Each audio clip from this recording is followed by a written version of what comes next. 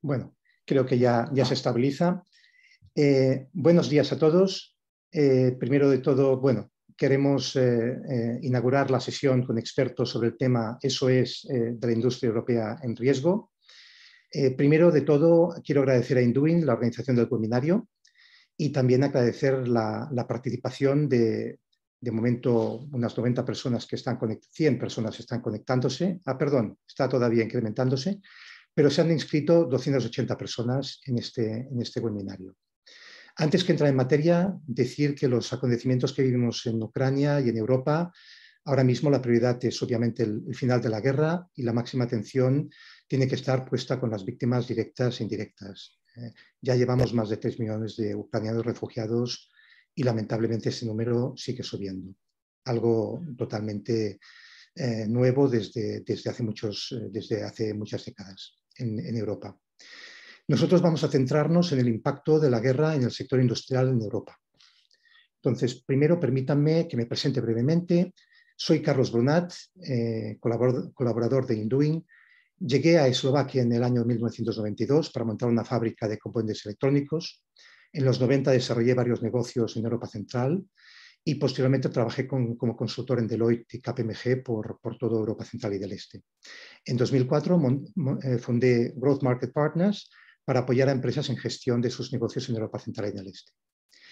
Empecé a trabajar en Ucrania en el 2007 y he trabajado más de 10 años en Rusia.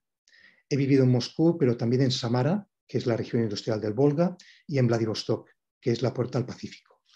Entonces, creo que es importante contextualizar el momento que vivimos. Y podemos decir que estamos viviendo un cambio en el orden mundial. ¿Cómo va a ser este cambio? Dependerá de cómo evoluciona, sobre todo la posición de China, que actualmente todavía es algo tibia. Está, digamos, claramente de una manera con Rusia, claramente, digamos, si leemos sus movimientos, pero no se quiere definir, digamos, no se quiere definir ante las Naciones Unidas, etc. Entonces, este cambio de orden mundial tiene implicaciones a todos los niveles. Para nosotros, seguramente la implicación más fuerte es que significa un retroceso adicional a la globalización, que se suma al retroceso que ya había sucedido durante la pandemia. Podríamos hablar de un proceso de regionalización mundial, donde la política de bloques va a ser todavía más fuerte. Como digo, esto no es una cosa nueva, esto es un paso más que ya empezó en la pandemia. Entonces, permítanme que mencione algunos factores de la situación económica en Rusia hoy. La economía ucraniana está prácticamente parada porque está en guerra. En Rusia, la bolsa de Moscú lleva 3 semanas cerrada. El rublo, después de una gran devaluación que llegó hasta 150 rublos por dólar, se ha fortalecido en los últimos días y ahora está por debajo de los 100 rublos por dólar. Ayer Rusia hizo un pago de 117 millones de dólares a Citibank en Londres y evitó la bancarrota que muchos preveían. El gas ruso sigue fluyendo por Europa y las sanciones todavía no afectan a todos los bancos, solo a 7, no afectan a gas y petróleo. En los últimos días, de hecho, hemos visto una bajada en ese repunte que se hizo de los precios de la energía. Ayer Uzbekistán condenó la invasión rusa. Como digo, el nuevo orden del mundo se está gestionando día tras día.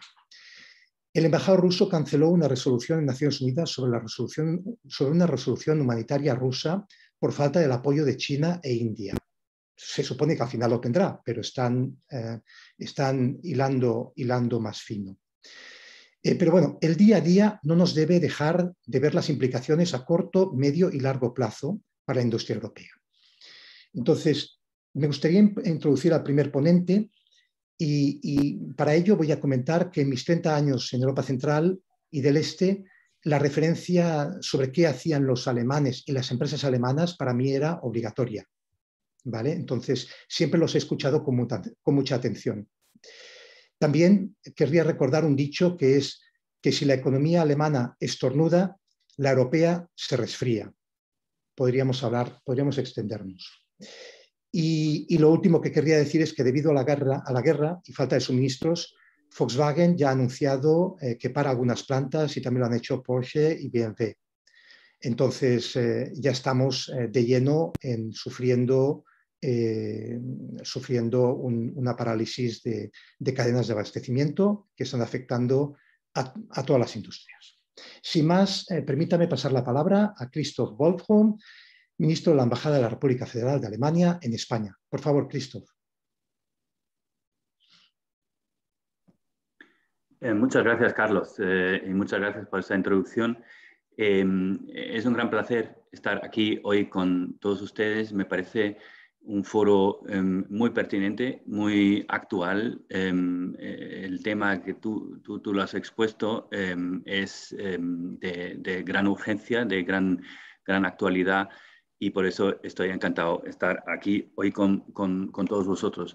Y yo entiendo que esto pretende ser un coloquio, así que vamos a entrar en... De momento, lo que te rogaría, Christoph, es que hicieras una presentación de ti mismo, ¿de acuerdo? Y entonces, posteriormente, entraremos en un coloquio entre nosotros y al final daremos perdón, que no lo he comentado antes, daremos la palabra a los asistentes. Entonces, primero, si puedes hacer una presentación sobre ti mismo, prefiero que te presentes tú y después haremos nosotros un pequeño coloquio entre nosotros y finalmente pasaremos a asistentes. Vale, muy bien. Entonces, me presento. Yo soy Christoph Wolfram, el ministro de la Embajada de Alemania en Madrid.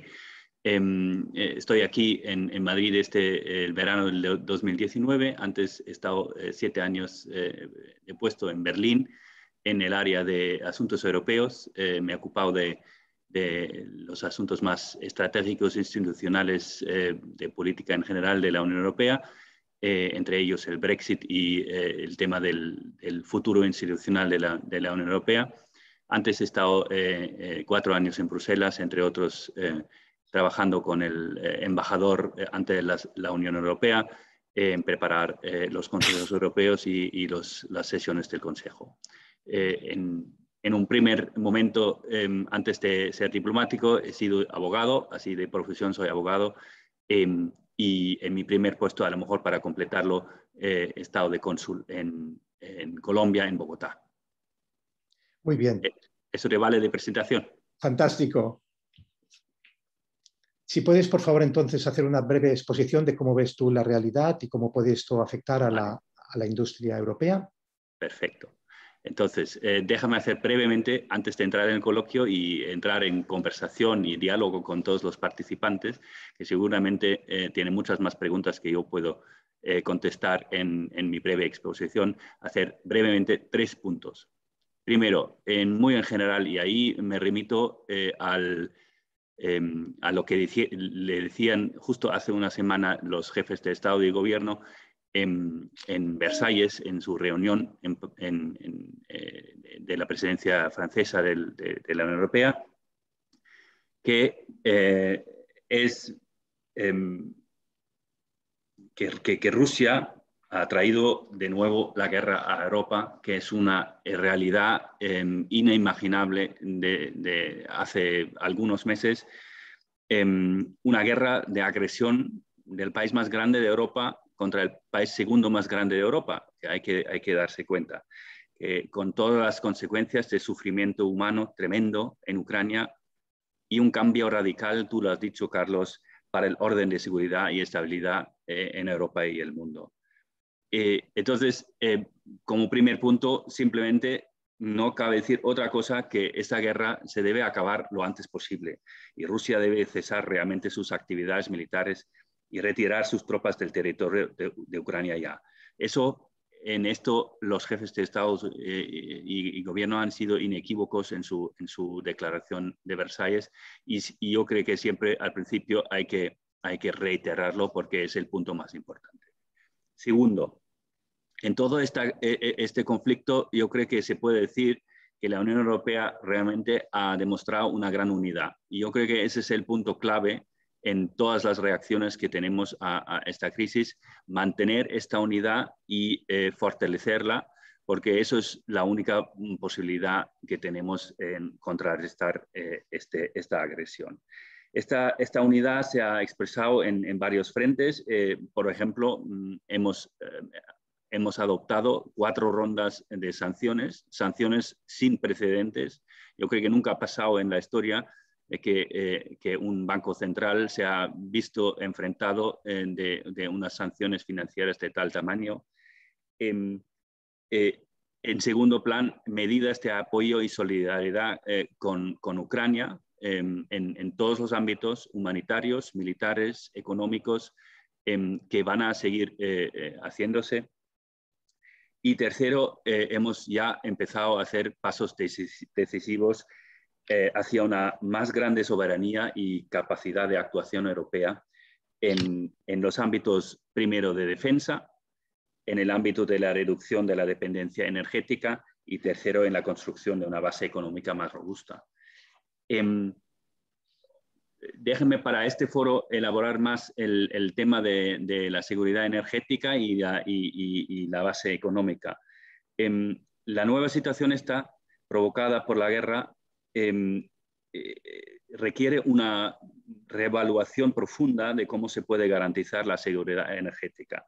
La dependencia del gas y el petróleo y el carbón de Rusia debe, según la Declaración de Versalles, terminar lo antes posible. Y la Comisión ha puesto como fecha el 2030. Vamos a ver si tarda hasta entonces o si a lo mejor se puede todavía acelerar más. Esta reducción se puede conseguir con diferentes medidas. Obviamente, la reducción de los combustibles fósiles, la diversificación de las vías de suministro, incluyendo el gas líquido y el biogás, el mayor desarrollo del mercado del hidrógeno en Europa, y ahí entramos en un ámbito que es muy interesante para la cooperación entre Alemania y España, la aceleración de las energías renovables y la eficiencia energética. Luego, una mejor interconexión de las redes europeas de gas y electricidad. Otra vez, ahí entra el tema de la conexión del mercado de energía de España y el continente, o la península ibérica, debería decir en este contexto, y el norte de Europa. Y sobre todas estas medidas, yo creo que estamos trabajando día a día, minuto a minuto, como decía el otro día nuestro ministro de Asuntos Económicos, y seguramente el Consejo Europeo de la semana que viene va a adoptar otros pasos y decisiones en este sentido. Tercer punto que quiero en toda brevedad mencionar aquí es la situación en Alemania. Y ahí me centro más en el tema energético. Primero, mencionar que en Alemania el suministro de energía por ahora está asegurado. Yo creo que es un punto que con toda la sensación de incertidumbre y crisis hay que mencionar también al principio. Por ahora el suministro está asegurado. Es decir, que todos los cambios de precios que tenemos ahora son cambios de mercado y no cambios por escasez de suministro. Pero también es cierto que si los suministros de gas rusos fallan a largo plazo, en Alemania podríamos tener un problema de suministro el invierno que viene. Es decir, que ahora hay que tomar medidas drásticas y rápidas para bajar la dependencia del gas ruso. Por ahora se han tomado medidas de a corto plazo para llenar los depósitos de gas. Estamos en un porcentaje del 30%, que para marzo es un relleno aceptable. Pero hay otras medidas que vamos a tomar, como la introducción de una reserva nacional de gas y con unos rellenos obligatorios por ley. Y se ha acelerado y se va a acelerar la construcción de los dos terminales de gas líquido, LNG, en Alemania, igual que un nuevo empuje al tema del hidrógeno. Lo que hace falta, sin embargo, son pasos en toda Europa. y con la idea de tener una obligación de rellenar los depósitos, yo creo que vamos en la buena dirección. En el ámbito del petróleo, me parece que... Vamos acabando, Christoph, para poder ser breves y después extendernos en el debate. Gracias. Me parece muy bien. Solamente decir que en el petróleo la situación es menos grave, pero ahí también hay que tomar medidas por si acaso se pone más grave. Lo dejo aquí, pero habrá que decir muchas más cosas, pero volvemos en el diálogo. Perfecto, muchas gracias, Christoph. Has dado en el punto que sigue el flow del webinario, porque ahora damos paso a Leo Gago. Es el punto energético, es uno de los más importantes para la industria y bueno, también para los ciudadanos. Entonces, Leo Gago es director técnico y analista de mercados energéticos del grupo ASE y es un gran experto energético que preferiría que Leo, que por favor que te presentes tú mismo, hagas unmute y por favor brevemente y después pasaremos a comentar. Gracias. Bueno, pues hola, buenos días. Muchas gracias, Carlos, por la presentación. Bueno, yo la verdad es que presentarme a mí mismo con estos bestias que hay aquí, pues me resulta un poco ridículo. Al final mi ámbito es bastante más local.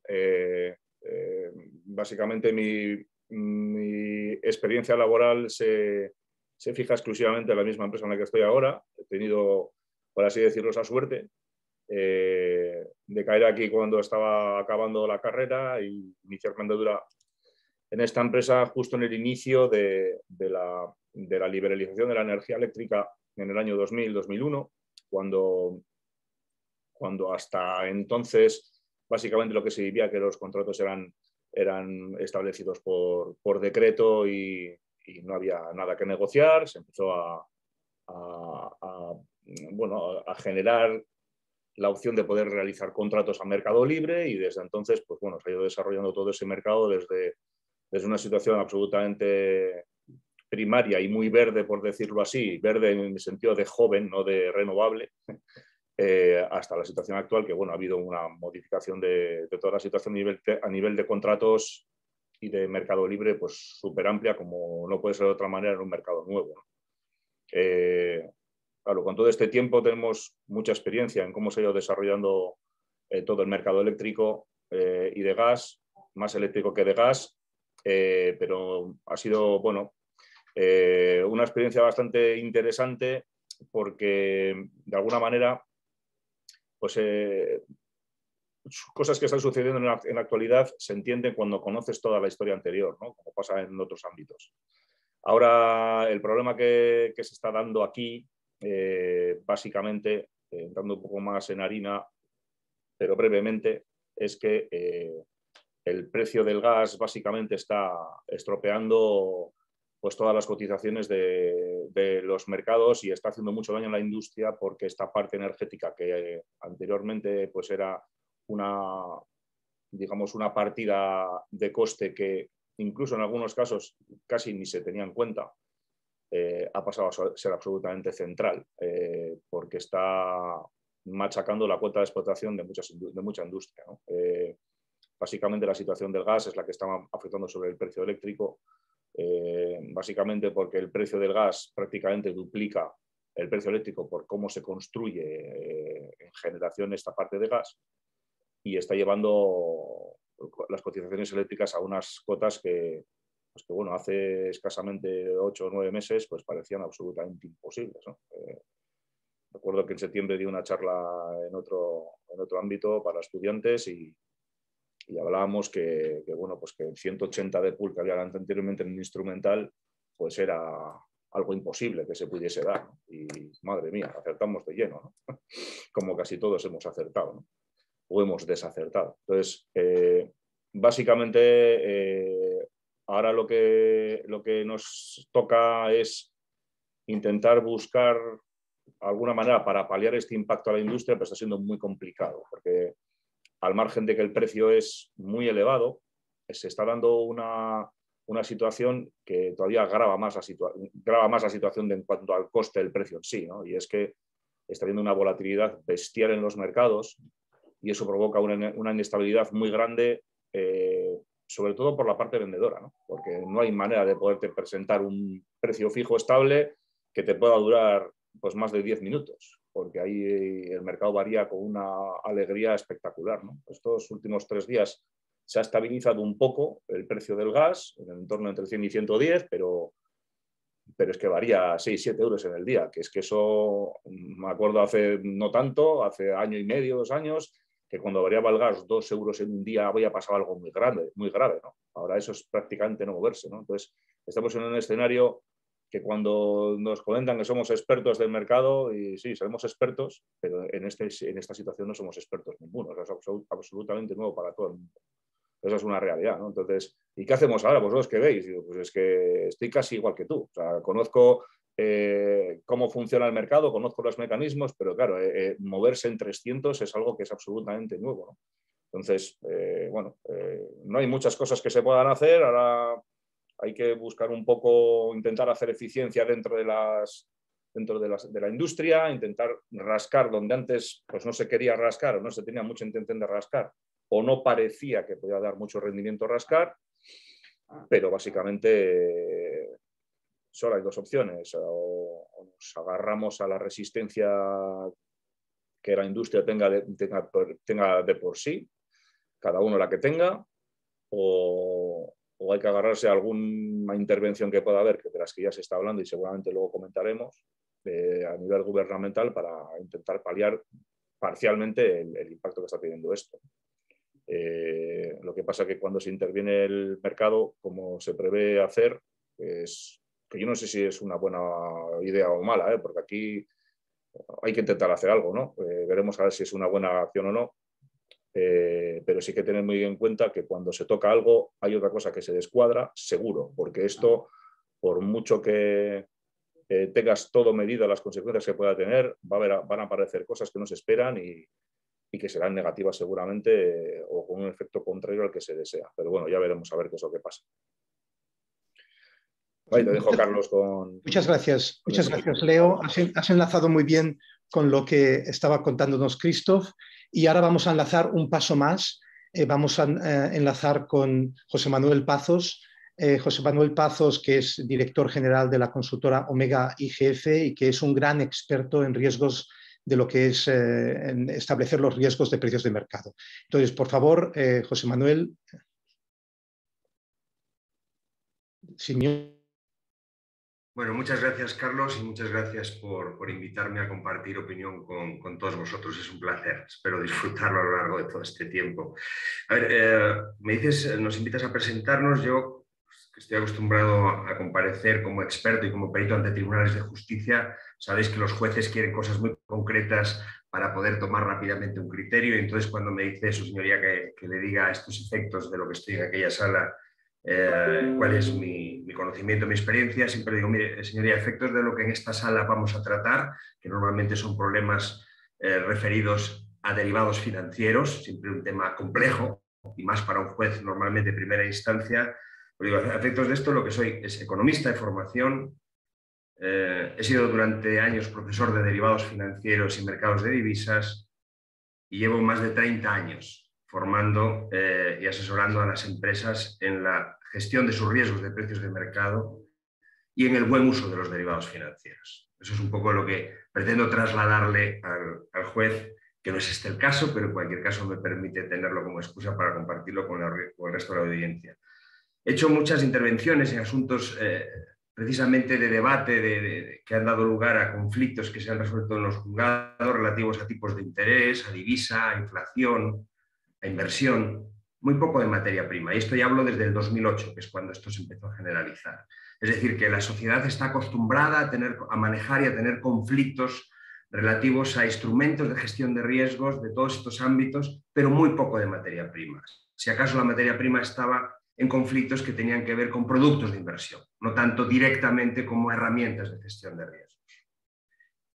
Yo creo que eso ya nos habla un poco de cuál es en la sociedad española, la empresa española, porque todos estos conflictos son conflictos de empresas con entidades financieras. Estos conflictos ya nos habla de que el mundo de la materia prima es un mundo donde la actividad de gestión de riesgos es una actividad comparativamente con otros precios de otros activos extraordinariamente baja. Eso ya nos da un poco una pauta de qué aspectos probablemente tengamos que mejorar de cara a un futuro.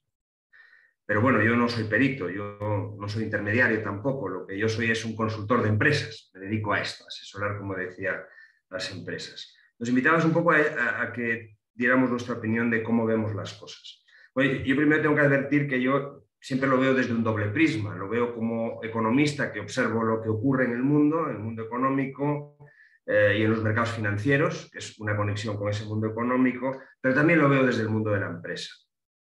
¿Por qué digo esto? Porque la historia, y hago una pequeña mención a la historia nos demuestra, recordar que la Bolsa de Nueva York se fundó allá por finales del siglo XVIII y por lo tanto ya tiene una trayectoria de más de 200 años, la volatilidad media que ha tenido la Bolsa de Nueva York ha sido alrededor de un 20%. Ya es una volatilidad alta, pero visto lo que estaba comentándole ahora, hasta parece escasa. Pero esa es la volatilidad histórica de la Bolsa de Nueva York. Cuando Hitler cruza la frontera con Francia, recordar que en aquellos tiempos Francia se consideraba el ejército más grande del mundo, la volatilidad de la Bolsa de Nueva York pasa a 44. Bueno, no está mal, se dobla. Sin embargo, cuando estalla la crisis de Lehman Brothers, allá por el año 2008, la volatilidad se va al 80%. Uno lo que ve es que, y esto se puede comprobar en otro tipo de reacciones, cómo los mercados financieros tienden a sobreponderar los impactos de las crisis financieras, será porque lo conocen mejor, y tienden a infraponderar los impactos de las crisis geopolíticas. ¿Dónde está la inflación, dónde está la volatilidad en este momento? Alrededor de un 33%. Juzgar por vosotros mismos cuál es esa lectura que los mercados están haciendo de lo que ocurre en este momento, que es evidente que parece que tiene un origen fundamentalmente geopolítico. ¿Estaremos otra vez en un error de sesgo? Esta es una primera cuestión que a mí me parece interesante mencionar. Los que estáis más vinculados y aterrizándolo más en el corto plazo, más vinculados al mundo de las materias primas y sobre todo al London Metal Exchange, que es un lugar que fija precios para muchas referencias de materias primas, para productores y consumidores. En concreto, el contrato del níquel ha tenido una crisis muy importante que pasa a ser una crisis reputacional extraordinariamente importante para el LME. El mercado abrió el lunes, día 7, creo recordar, y tuvo que ser cerrado prácticamente a partir de ese momento porque los precios se disparan desde $40.000 la tonelada a $100.000 la tonelada prácticamente en cuestión de minutos. Absolutamente ingestionable y un fallo enorme de mercado. Se ha producido un fallo de mercado. Antes Christoph hacía referencia a que cuidado porque los precios que estamos viendo no representan oferta y demanda, lo que están representando es una situación de puro mercado.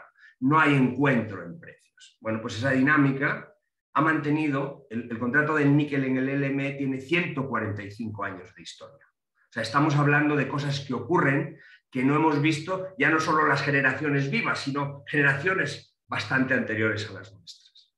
Claro, eso es lo que ha generado es una situación que el mercado, como digo, tenía previsto, o sea, cierra, tenía previsto abrir el jueves no puede abrir, tenía previsto abrir el viernes no puede abrir. No quiero imaginar la tensión que hay en el LME, es decir, en los directivos del LME, porque se produce un fracaso absoluto de un mercado que está para regular y ese mercado no funciona. Lo abren por primera vez, estamos creo que a viernes, pues creo que lo abren por primera vez el miércoles, alguno de nuestros asistentes seguramente me corregirá. Lo abren con un margen de fluctuación porque aquello tiene que volver a funcionar porque las empresas no encuentran precio para poder cerrar, no hay referencias de precio. El mercado es como si hubiera un blockout total y no hay posibilidad de hacer transacciones, ni ellos en el mercado, ni las empresas que lo utilizan como referencia. Intentaron abrirlo, lo tuvieron que cerrar prácticamente de inmediato y hoy, por irme al presente más cercano, lo abrieron, abría a las 9 hora de Madrid, prácticamente ha estado cerrado, tuvieron que retrasarlo por motivos técnicos, realmente lo empezaron a abrir muy poco antes de empezar esta conferencia y al minuto lo tuvieron que volver a cerrar. Es decir, el mercado sigue sin haber resuelto los problemas que han llevado a ese bloque. Si cojo eso como referencia del LME y lo traslado, lo elevo a la economía, ¿qué está pasando en el mundo? Pues algo similar. Se han roto las normas de comportamiento, nadie respeta nada, todo el mundo tiene miedo, aquello no funciona. Es como un motor, te sientas en la economía y aquello no funciona, ni limpia parabrisas, ni el cambio de marchas, no se sabe cuál es la situación y cómo gobernar esta situación. Claro, igual que en el LME, los que son responsables tienen que resolver ese problema, en el mundo, pues es gente como Christoph, gente como Leo, que están interviniendo directamente en los mercados o están cerca de los gobernantes, son los que supongo que le tendrán que dar ideas a los gobernantes cómo se puede resolver esto, porque dudo que los gobernantes sepan exactamente cuáles son las teclas de cómo debe de funcionar el mundo, cómo volver a poner al mundo a funcionar con normalidad. Estamos en un momento de caos, desde ese punto de vista estamos en un momento de caos. ¿Eso es un mensaje pesimista? No, es sencillamente relata lo que está ocurriendo. ¿Eso puede durar toda la vida o mucho tiempo? No, no puede durar. Entonces hay que hacer esfuerzos para ver cómo se pone en marcha, con determinadas reglas, con determinados límites. Lo que está haciendo el LME con su contrato de níquel nos puede representar, es un microcosmos de lo que puede estar ocurriendo en el conjunto de la economía mundial. ¿Eso va a traer cambios en el LME? Por supuesto. ¿Eso va a traer cambios en la economía mundial? Por supuesto. Tiene que traer cambios. No podemos pensar, y ahí Christoph sí, como tú has estado en el Brexit, aquello de cuando los británicos de a pie pensaban que lo del Brexit era como volver al Reino Unido de antes de la Unión Europea. Pero claro, es que el antes de la Unión Europea no existe. Entonces, no puede usted pensar que existe el mundo de ayer. Esa famosa obra de Stefan Zweig, que yo creo que debía ser de lectura obligatoria en los colegios, ¿verdad? Entonces, es evidente que esto nos va a traer cambios inmediatos y nos va a traer otros cambios. Esos inmediatos pueden ser algunos de ellos coyunturales, pero nos va a traer cambios mucho más estructurales. Y vosotros habéis mencionado alguno. Yo creo que hay algunos que son obvios, inflación y crecimiento. Estamos viendo todos los días cómo elevan las expectativas de inflación, los bancos centrales, la OCDE, cómo bajan las expectativas de crecimiento. Estos son más obvios, pero algunos ya habéis mencionado, dos que para mí son muy singulares. Y tú lo apuntabas, Carlos, y los tres habéis insistido en ello. Es el final de la globalización entendida como la hemos entendido hasta ahora y el paso a un mundo mucho más regionalizado, donde el elemento crítico de la globalización, que eran los precios, todo el mundo buscábamos dónde estaban los mejores precios, ese elemento de precios pasa a ser sustituido por un elemento de aseguramiento del aprovisionamiento. Es decir, ahora la clave está en entregar, no tanto en qué precio, sino en entregar. Yo creo que ese es un eje transformador enormemente importante. Hay que tener en cuenta que si efectivamente el precio deja de ser el elemento de referencia y el precio era un elemento en el que se encontraba mucha oferta y mucha demanda, el precio tendía a ser relativamente estable.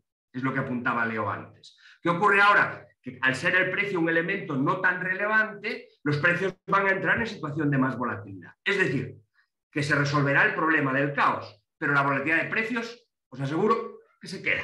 Esta se queda. Otro tema transformador para mí importante, que lo habéis mencionado con menos claridad, pero algunos de vosotros lo sugerís.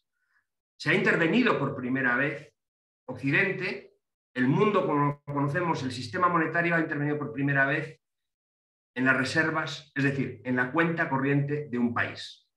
Es decir, por primera vez se hace un corralito sobre las reservas de Rusia. Claro, yo quiero imaginar qué es lo que está pasando en los equipos que gestionan las reservas de muchos países del mundo, no particularmente amigos de los Estados Unidos y del dólar.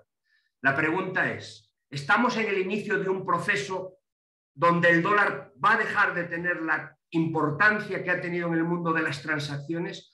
¿Esa regionalización no nos va a llevar también a una pérdida de peso del dólar y por lo tanto a un reequilibrio en el sistema monetario internacional? Yo creo que es otra pregunta importante que hay que hacerse. Es un elemento, es otro eje transformado. Y ya acabo. Alguien me preguntaría, bueno, en todo este lío, ¿qué es lo que podemos hacer? Yo solo conozco dos herramientas, solo dos. Una que es ser más eficiente y la otra adquirir más conocimiento. No conozco otras herramientas para esto. Los que nos dedicamos al mundo de la volatilidad, claro, uno diría, hombre, ser más eficiente y tener más conocimiento me exige disponer de tiempo, que es algo de lo que no dispongo. Bueno, pues los que gestionamos volatilidad siempre tenemos en el eje las P's, las Q's y las T's. Precios, cantidad y tiempo. Trabajamos en un mundo de 3 dimensiones. Y hasta aquí mi introducción, Carlos. Muchas gracias. Muchas gracias, José Manuel. Creo que has hecho un wrap-up de todo lo que hemos hablado anteriormente, y yo lo que haría entre nosotros, entraría en el tema seguramente más, aparte de que no lo estamos hablando, que es el tema de las vidas humanas, que es el peor, pero el tema energético es el tema que, digamos, que nos está poniendo todos en Europa, es un cuello de botella brutal. Yo diría, no sé, en España, yo vivo muchos años fuera, pero en Alemania, en Suiza, en Austria, diversos organismos, incluso algunos oficiales, este invierno, antes de la crisis en Ucrania, hablaban de posibles blackouts y advertían a sus poblaciones. Entonces, el nivel de estrés de los mercados energéticos ya era muy importante antes de la guerra en Ucrania. Entonces, yo lo primero que preguntaría a Christoph, y perdona que te he cortado antes, es que te explayes más en qué medidas está pensando en tomar el gobierno alemán, seguramente el gobierno alemán que lidera y puede liderar más a otros gobiernos en la Unión Europea, ¿de acuerdo? Y bueno, que también podríamos aprender para España. Si puedes explayarte ahora un poquito más sobre esto. Y también me gustaría que Leo ya entrara a trapo, que ya hiciéramos unmute entre nosotros y ya empezáramos una discusión. Unmute, Christoph. Sí, gracias.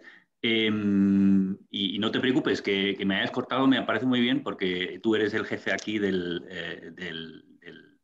concierto. Los alemanes lleváis el tema del timing muy claramente. Bueno, perfecto. Bueno, yo creo que lo primero, y yo no soy un experto de energía y que quiero dejarlo muy claro, pero yo creo que lo que sí que se puede decir es no hay una sola medida que nos va a resolver el problema, sino que hay un abanico de temas que hay que abarcar. El más urgente es el tema de...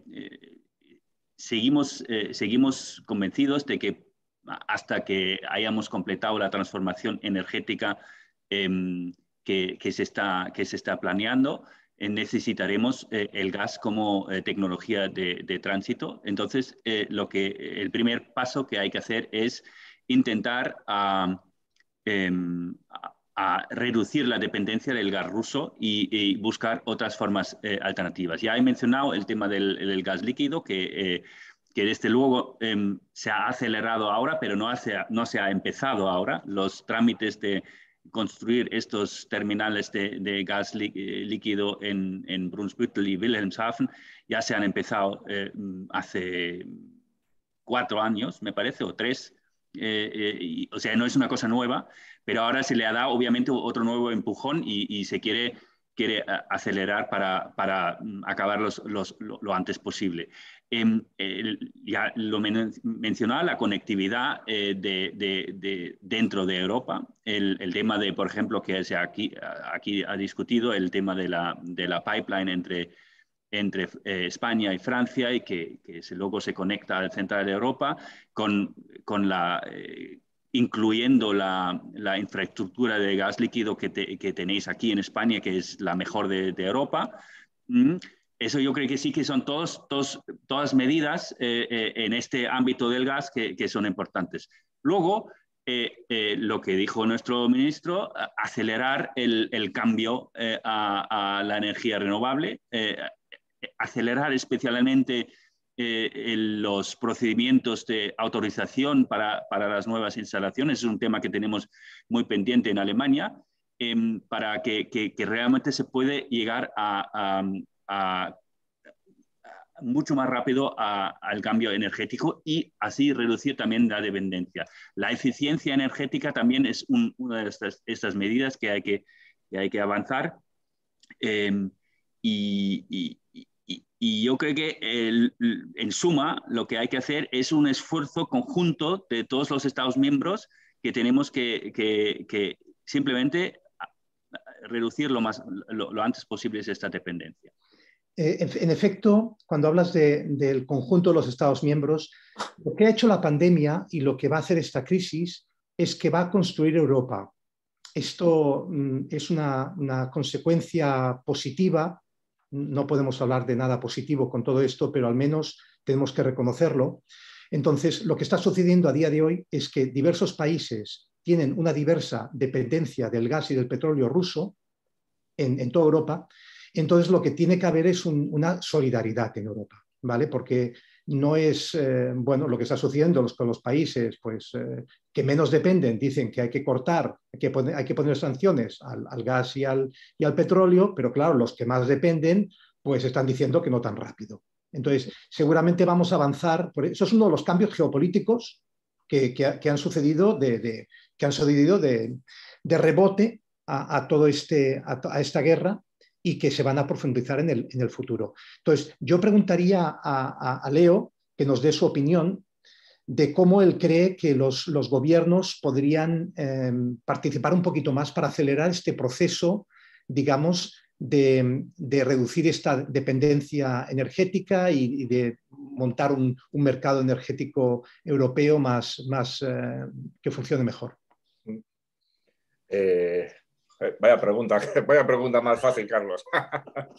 Bueno, la verdad es que hay una cosa con la que ha comentado Christoph bueno, que no por ser una obviedad no hay que dejar de comentarla, y es que llevamos ya un periodo de unos cuantos años atrás en el que Europa claramente ha apostado por una carrera para irse a emisiones cero, para ser más verde, para hacer no sé, un medio ambiente pues, más limpio.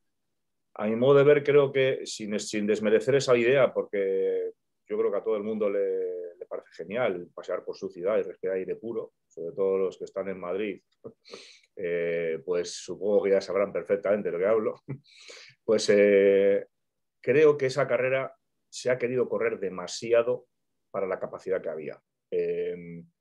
Me refiero que, por ejemplo, hay uno de los mercados que está haciendo mucho daño a nivel energético y de costes a la industria, está siendo el mercado de emisiones de CO2, ¿no? Ese mercado que está puesto con cierta habilidad para marcar un poco una pauta, decir, oye, esto te puede costar si no consigues cumplir con tus cometidos y con tus cupos de emisiones. Se ha convertido en un mercado refugio como cualquier otro, casi como el oro, y las cotizaciones que están marcando ahora son absolutamente brutales, sobre todo por la influencia que tiene sobre los costes de energía en la industria.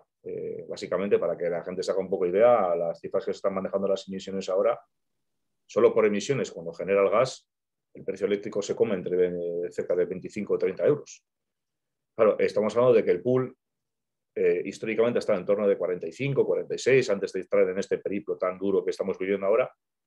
Claro, si las emisiones solo están en 30, pues imagínate cómo tiene que estar lo demás para poder haber valores de ese tipo, ¿no? Ese mercado está haciendo muchísimo daño, porque la gente se ha olvidado, no solo es el gas, esta parte también es muy importante. Lo que pasa es que el gas tiene ahora tanto peso que parece que se come esa distancia, ¿no? Creo que se ha querido correr demasiado, es una opinión personal, ¿eh? Aquí también pensamos más o menos parecido, sin dejar de ver que creemos es un camino en el que hay que llevar, porque si no, no sé qué mundo vamos a dejar a nuestros hijos, ¿no? Estoy absolutamente de acuerdo que la única manera de poder llegar a buen puerto ahí, como ha dicho Christoph, parte por la tecnología de transición, que la única que puede haber es el gas. Es la única opción, porque el carbón se quiere olvidar de él. Ahora empieza a volver a relanzarse la carrera nuclear. Lo que pasa que, sin entrar en mucho debate sobre lo que supone las plantas nucleares a nivel de generación y el residuo que dejan, digamos, el periplo de construcción de una planta nuclear es tremendamente largo, ¿no? Entonces, hasta que eso pueda estar en marcha puede pasar muchísimo tiempo. No es una tecnología de transición, puede ser una tecnología de apoyo, porque sí que no nos podemos olvidar que por mucho conflicto que pueda tener el residuo del nuclear, la energía nuclear tiene un peso espectacular. Da mucha energía con poca actividad, entre comillas, ¿no? O sea, nosotros aquí en España prácticamente una cuarta parte de la generación que tenemos es nuclear. Si se quiere quitar eso, a ver cómo lo cubres. Es muy difícil. O sea, ahora se habla de, pues quitamos esto y hacemos otra cosa. Sí, pero la pregunta pero ¿qué? Porque eso es como cuando los típicos debates futbolísticos dicen, no, hay que poner a este, hay que poner a este otro, ya, pero ¿a quién quitas? ¿No? O sea, pues es que esto es algo parecido, ¿no? O sea, realmente, ¿cómo se puede hacer esto? Es francamente complicado. Nosotros trasladamos ideas un poco más a nuestro ámbito local, a nivel gubernamental, a nivel de gobierno estatal, pues ideas de cosas que creemos que pueden ayudar, pero a mí me parece que es bastante complejo el conseguir que Europa pueda aislarse energéticamente de Rusia en un corto o medio plazo. Es bastante difícil porque gas hay en el mundo, pero el problema es que ahora no hay una capacidad para poder abastecer a la velocidad que se necesita, ¿no? Pues lamentablemente en el mundo que vivimos tenemos que prepararnos para que esto pase en cualquier momento. Es decir, sí. Lamentablemente, Sí, en cualquier momento.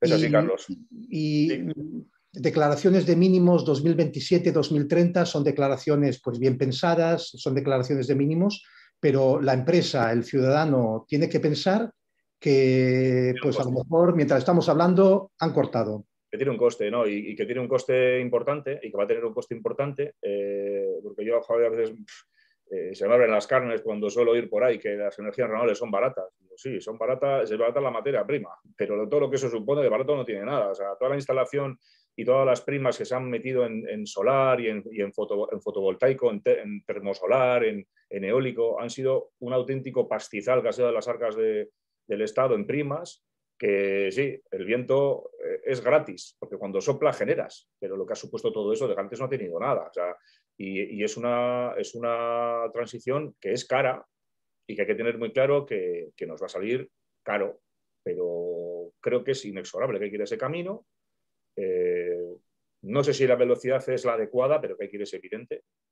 Y bueno, pero hay que pasar, como dices tú, Carlos, por esta transición en el desierto que está siendo dura y va a ser dura y por desgracia, dejará gente por el camino seguramente, ¿no? Pero sí que estoy de acuerdo contigo que esto que ha pasado ahora, efectivamente la inflación de los precios en los mercados es bastante anterior a la guerra de Ucrania, ya se venía sufriendo hace tiempo. O sea, yo suelo decir ahora que la guerra de Ucrania es como que las ramas no dejan ver el bosque, pero es que en el bosque pasaban cosas antes de las ramas.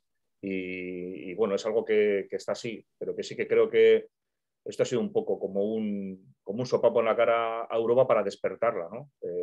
Y eso creo que es casi lo único positivo que se puede sacar de esto, siendo todo bastante desagradable, sobre todo por las vidas humanas que se está llevando, tanto en lo real como en la ruina que está llevando a muchas familias allí, pues bueno, eso de alguna manera pues puede ser muy positivo de cara al futuro. Y si entramos en posibles sustitutos para, digamos, imagínate que esto pasa mañana, pasa esta mañana, o pasa dentro de un mes, lamentablemente, ¿no? Entonces, ¿cómo creéis que puede ayudar el fracking, el shale gas, sobre todo que hay mucho en Estados Unidos? ¿Cómo creéis que puede ayudar ahora nuevos jugadores que seguramente en este cambio de este nuevo orden mundial, que si Irán, que si Venezuela, otros jugadores, digamos, productores de petróleo que no son de la OPEC, ¿qué posibilidad le veis a estos sustitutos? ¿Me permites, Carlos, un poco antes de pasar ya a esa parte que realmente tiene que ver con los elementos de sustitución? Déjame que te diga un poco lo que nosotros podemos tener alrededor de 100 empresas con las que estamos en contacto permanente, con su preocupación, con actividad internacional, y qué es lo que discutimos. Primero, ¿realmente hay sustitutos para lo que sería el gas ruso y esas energías de origen fósil? ¿Hay sustituto desde Occidente a este tipo de aprovisionamientos de estos países más inestables? Nuestra respuesta en general es no hay. A corto plazo no hay. Tienes que convivir con eso. Punto número 1. Punto número 2. Nos encontramos que, dado que la Unión Europea está claramente en un proceso de transición hacia la generación de energías renovables, las empresas no son estúpidas y han decidido que no tienen que invertir masivamente en energías fósiles, porque entre que planifican la inversión la amortizan y empiezan a ganar dinero, ya no hay combustibles fósiles, ya no se necesitan combustibles fósiles. Por lo tanto, se está produciendo un paradigma de un cambio enormemente importante de transformación de la inversión, hacia dónde se dirige la inversión en el mundo de las empresas. Y por lo tanto, la inversión se va a dirigir necesariamente, porque eso es lo que los gobiernos nos han alumbrado, hacia energías renovables. No hay marcha atrás, como con el Brexit. Ya no existe el mundo de antes, porque no nos podemos ahora decir que no, que lo verde no, y que vamos a seguir como antes, que vivíamos mejor y era más barato. No, pues esto ya, el mundo de atrás no existe. Nadie va a planificar grandes inversiones para nuevas explotaciones, aunque seamos capaces de sacar fracking, que seguramente alguien le he escuchado yo decir, y ya me desmentiréis, que hasta en España se podía hacer fracking. Dile a la sociedad española que haga fracking en España. Díselo, a ver cuál es la respuesta que tendríamos a eso. Yo creo que eso para mí me parece un elemento muy importante. No hay sustituto. Los mercados ahora mismo tendrían que encontrar, eso es el LME, pero también es nuestro mercado MIP de la energía española, que eso sí me gustará, Leo, que nos hagas alguna referencia a ello. Tendemos muchas veces a pensar, bueno, el mercado es el regulador. Y habla alguien que cree en el funcionamiento del mercado. Pero el mercado no está regulando en estos momentos nada. No sirve para nada en este momento. Hay que volver a reestructurar. Nos dicen que el precio de la energía en Europa, cuando salen en los periódicos, nos dice, pues en Francia, cuando en España está en 245 el kilovatio hora, en Francia está pues a 230, en Alemania... Vale, me pregunto yo, ¿hasta qué punto realmente esos son elementos comparables? Es decir, ¿hasta qué punto, cuando la prensa hace ese comparable entre los precios de la energía en los mercados de futuros, donde se cotiza en UOMIC, hasta qué punto realmente el consumidor en nuestras empresas, que nos están siguiendo aquí españolas, están consumiendo fundamentalmente a precio de mercado de futuros, a precio que hemos venido a llamar de mercado regulado, y no a precios pactados bilateralmente. Por lo que yo entendí cuando se desarrolló este mercado, la idea era que el mercado fuera un mercado de acuerdos bilaterales entre productores, comercializadores, consumidores. Y el mercado de futuros, el mercado ese que marca precios que salen todos los días en los telediarios, eso es un mercado marginal. Es decir, aquellos que no encuentran forma de casar, van a casar allí al final.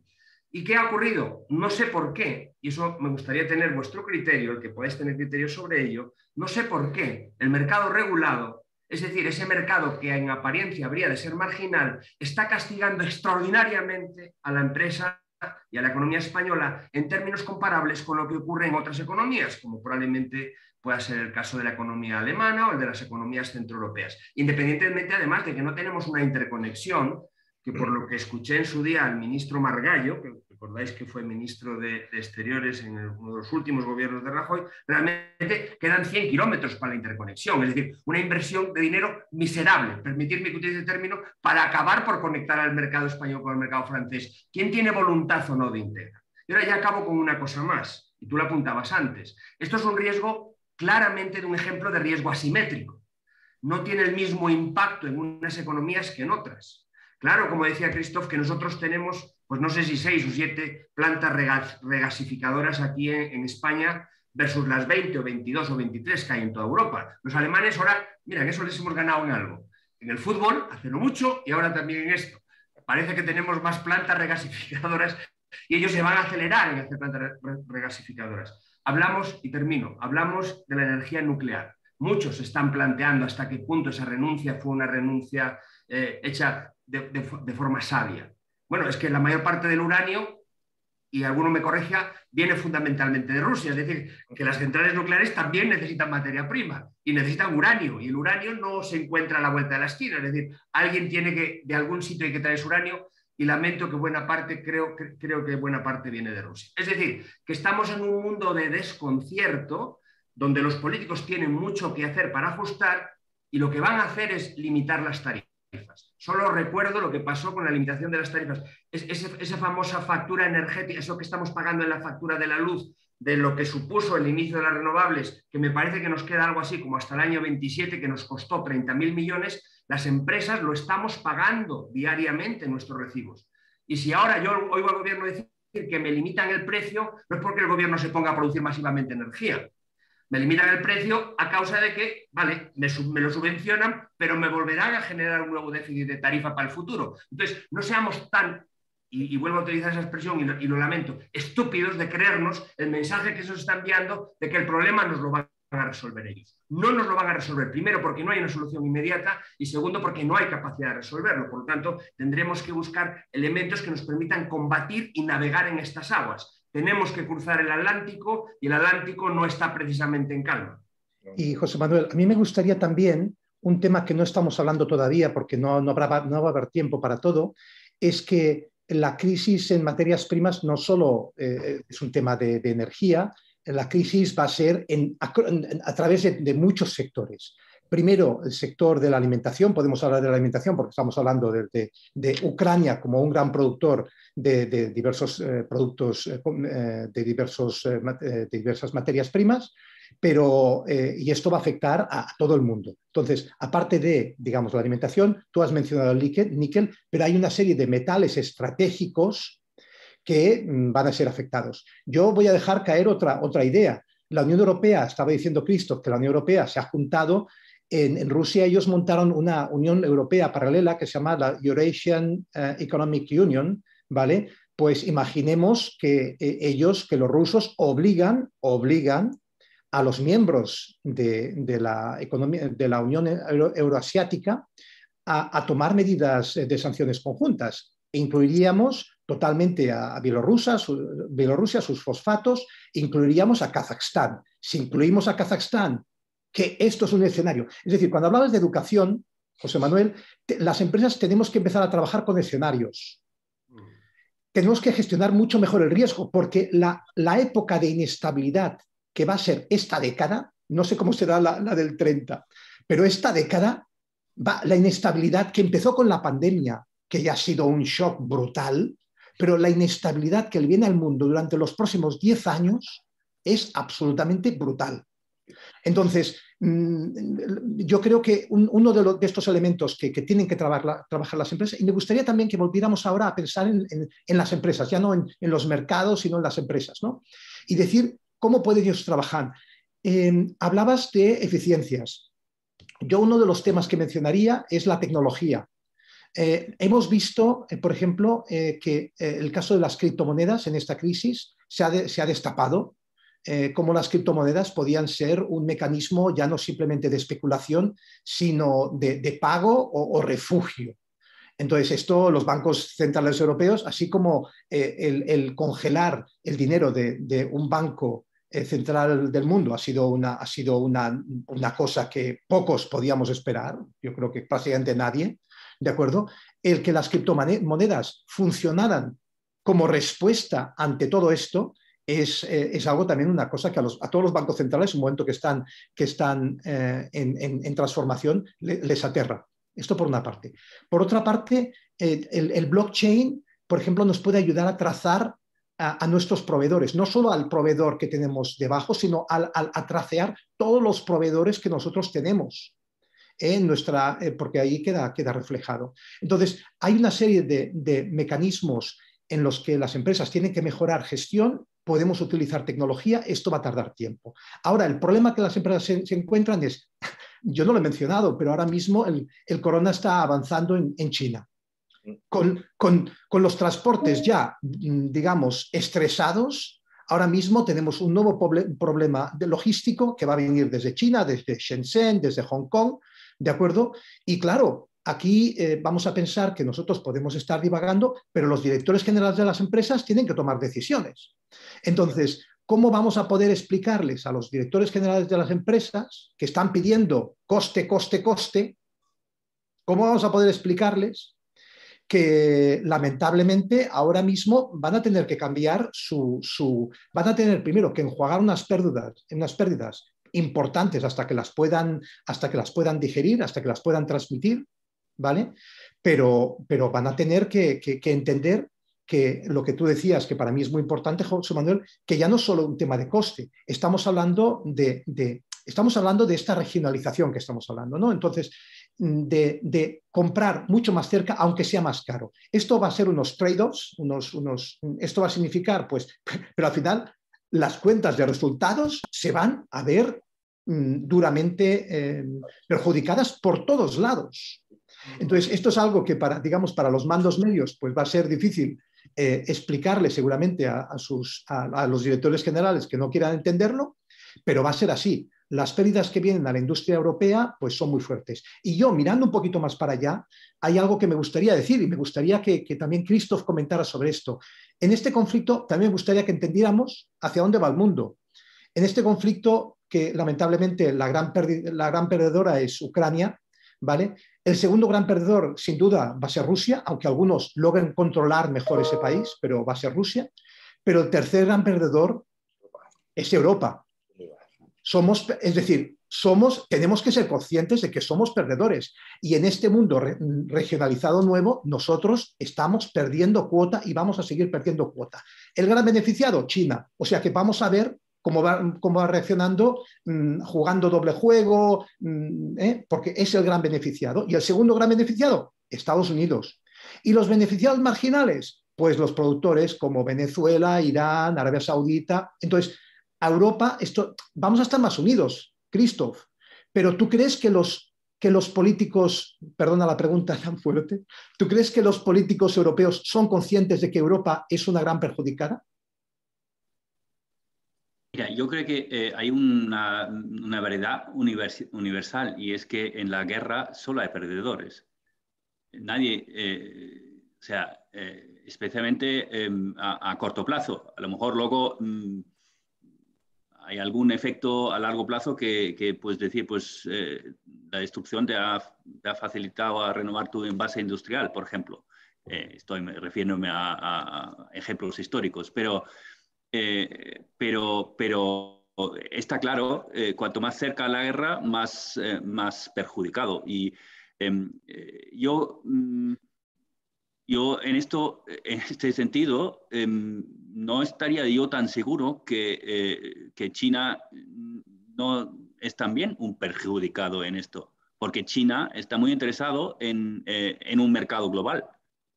Está muy dependiente de mercados abiertos.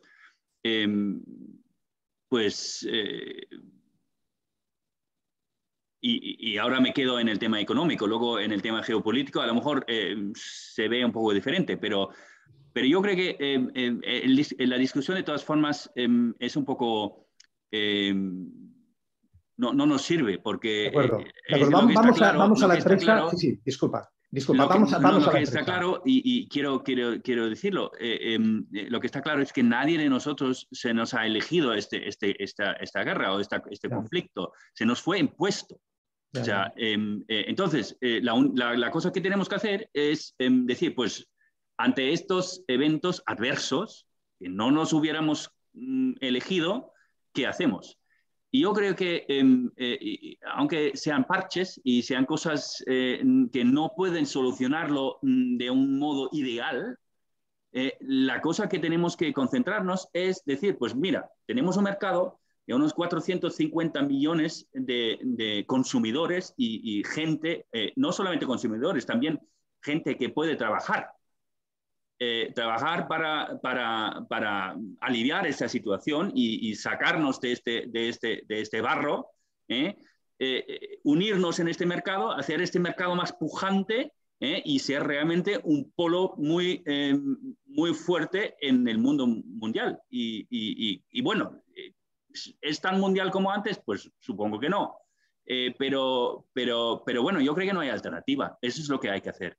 Y en esto que tú dices, para las empresas españolas, creo que la empresa española ahora tiene que mirar todavía más, que lo ha hecho siempre, pero todavía más, porque va a haber una guerra por las materias primas, una guerra entre comillas, pero la va a haber. Entonces, la empresa española con su posicionamiento tiene que estar pensando mucho más en Latinoamérica, con el rol que puede significar ello, porque vamos a estar compitiendo con China, y en África. Entonces, esto es algo que las personas que están comprando pues tienen que estar mirando mucho más. ¿Qué regiones del mundo van a estar, digamos, sobre una presión y una tensión política y geopolítica e incluso militar? No solo este año, sino seguramente para bastantes años. ¿Y en qué regiones podemos ser y en qué regiones Europa puede ser más fuerte, ¿no? Entonces, Ese sería un tema que querría decir. Yo no sé si... Bueno, perdona, pero yo creo que tú lo decías antes también referente al tema de la energía. Yo creo que eso es exactamente lo que hay que hacer. Ahora simplemente no podemos excluir a nadie que nos pueda beneficiar. Entonces hay que buscar sus socios en todo el mundo. Por eso nuestro ministro de Economía se está viajando a Qatar, está viajando a Noruega, está viajando a Estados Unidos y tal. Y hoy he leído un artículo sobre las consecuencias económicas de toda esta guerra al norte de África.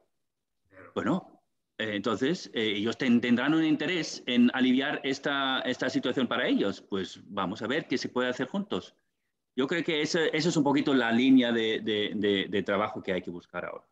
Muy bien. Si me permites, sí, por favor. Carlos, hay la regla de los 3-4 respecto a lo que Europa ha sido capaz de hacer en todo este tiempo de multicrisis. Tardó 4 años en darse cuenta y reaccionar de un modo serio a la crisis financiera. Tardó 4 meses en reaccionar a la crisis del COVID y ha tardado 4 días en reaccionar a la crisis de Ucrania. Algo estamos avanzando, por lo tanto, desde ese punto de vista es probable que, en fin, a la siguiente crisis podamos reaccionar con más. Sin embargo, creo que Europa está llegando bastante tarde a Latinoamérica, bastante tarde. China, tú que vives en el este de Europa y aquí seguimos muy cerca de Latinoamérica, China ya ha desplazado a España como segundo inversor después de Estados Unidos en Latinoamérica. Ya se ve lo que pasa con los regímenes políticos en Latinoamérica, qué dirección. Vamos a decir que hay un ejemplo claro, vamos a llamarle un traidor internacional, es Argentina. Yo no sé si ya no lo invitarán al G20 o lo invitarán, pero claramente se ha cambiado de posición. África es un continente donde sobre todo lo que hay es chinos, fundamentalmente. Europa ha dejado un poco ese territorio a China. Yo creo que no sé cuál será la situación de Estados Unidos, que pone un poco más de atención en el norte de África. Marruecos es un gran aliado de los Estados Unidos. España tiene un problema geopolítico que tendrá que resolver en algún momento. El norte de África depende mucho del aprovisionamiento de cereal, no solo el norte de África, otros países, del cereal ucraniano.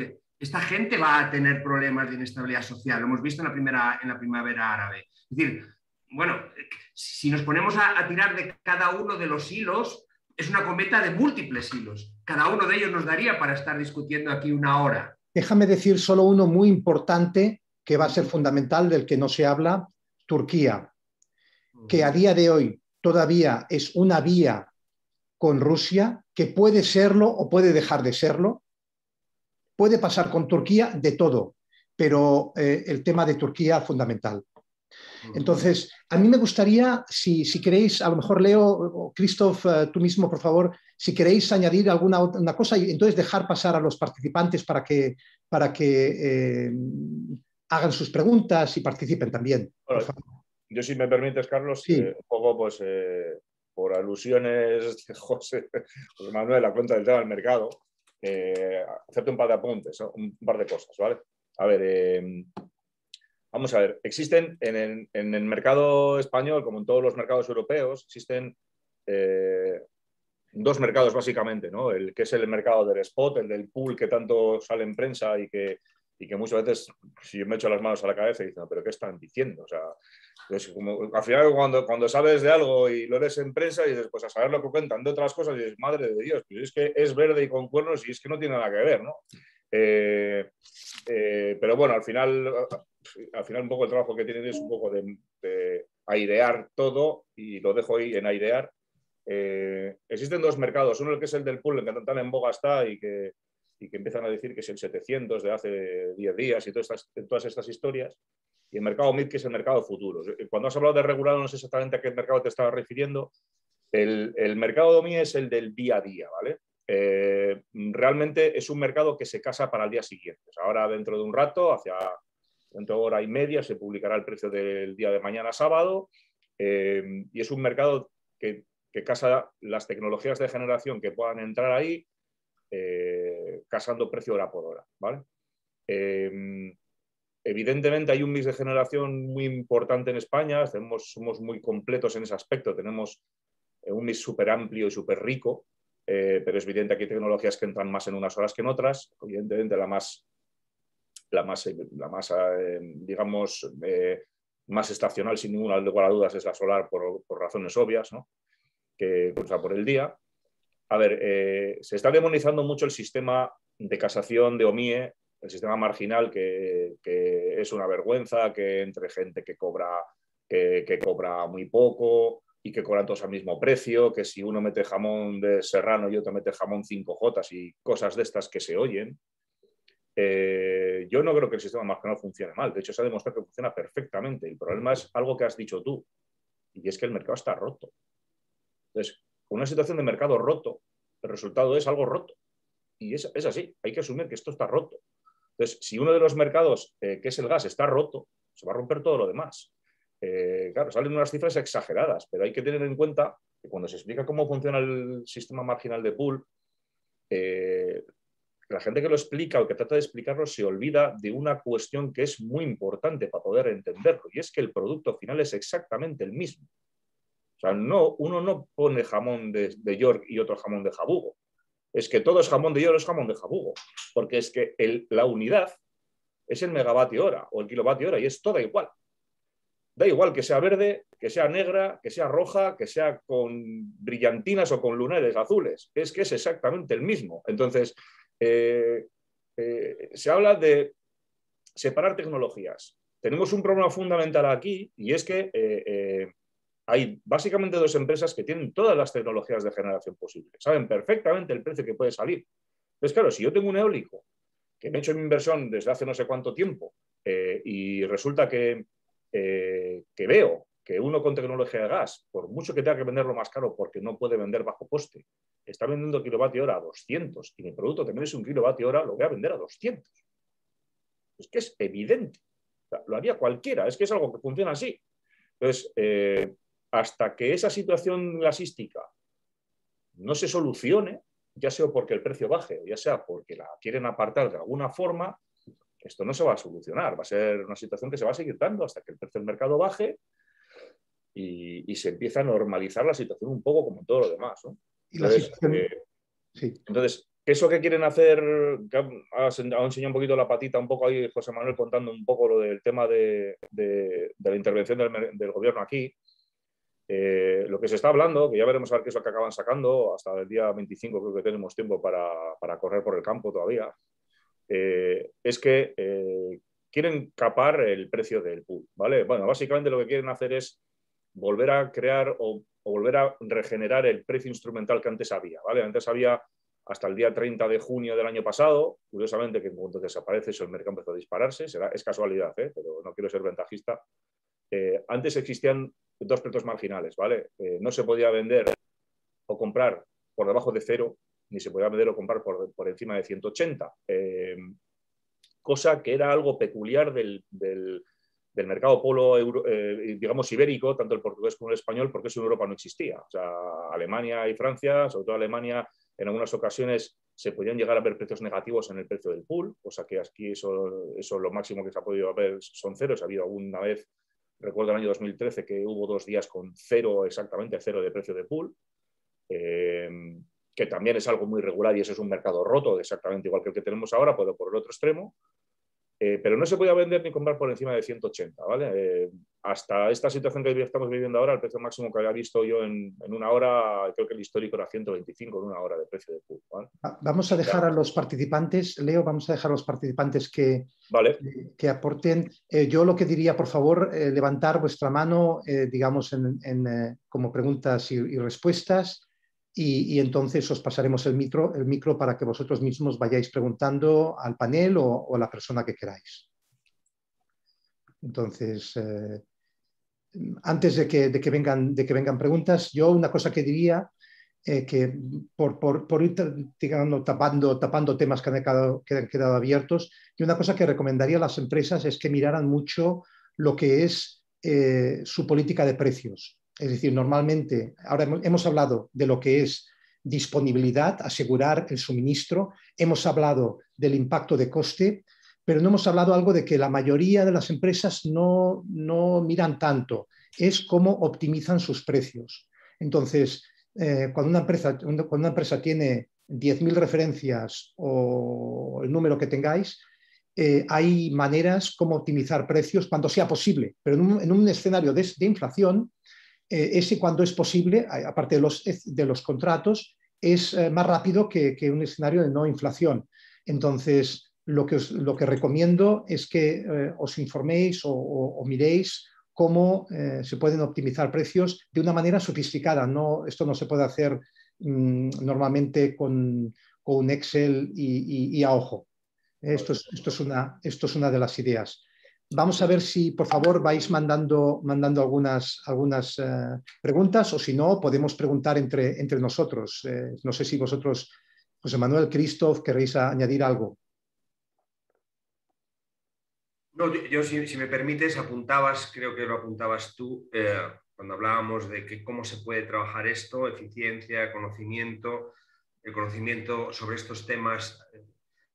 Sin ninguna duda, la tecnología blockchain, yo no soy un gran entusiasta de las criptodivisas, pero sin embargo sí lo soy del blockchain, de la tecnología que la soporta, y que lo que va a permitir probablemente es que yo haga negocios con Christoph algún día, que resulta que no lo conozco ni sé quién es, pero la tecnología me permite tener comercio con alguien, con una persona que no conozco, cuyo balance no conozco, y sin embargo esa tecnología me permite acercarme a gente que sin conocerlo me salto muchos de los problemas que hay en el tráfico internacional. Esta sería una primera idea. 2, el día 28 de febrero la Bolsa de Nueva York puso a funcionar el primer contrato de futuros sobre el tránsito marítimo entre varias líneas, entre Asia, Europa, Estados Unidos. Es decir, los mercados se están desarrollando precisamente en atención a que saben que la volatilidad va a aumentar en todo el frente, desde las materias primas a los costes de transportes. Es decir, entramos en un mundo que es diferente, que exige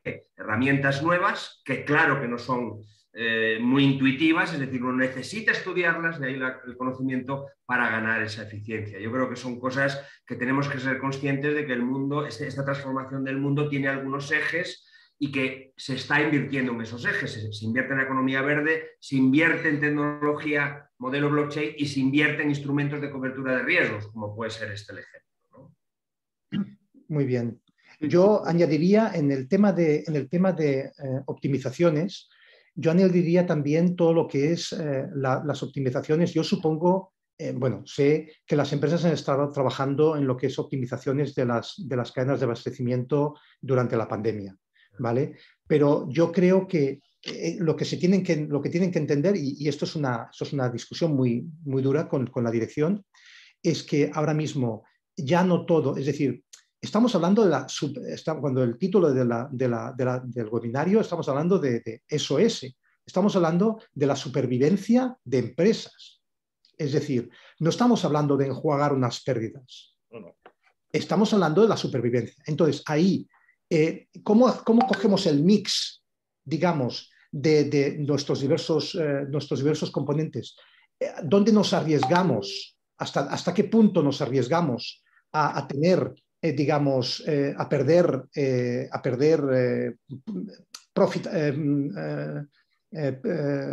profitability?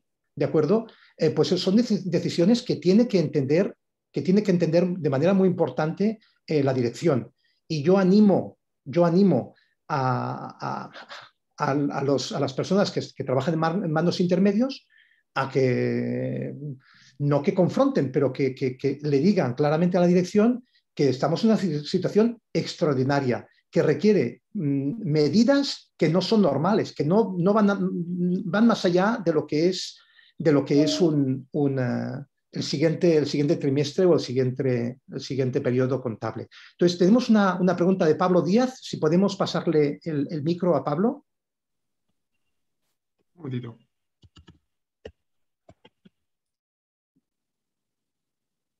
Okay.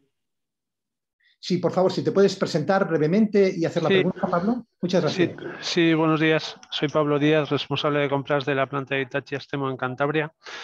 Somos una empresa eminentemente de fabricación para automoción, con una alta carga de dependencia energética, ¿vale? Especialmente electricidad. Bueno, antes de todo quería agradecer a los ponentes, muy interesante absolutamente todos los comentarios, agradecerles la presencia, y a ti, Carlos, también en especial, y a Induin, por organizar este tipo de eventos muy necesarios ahora en estos momentos de inestabilidad. Mi pregunta es para Leo.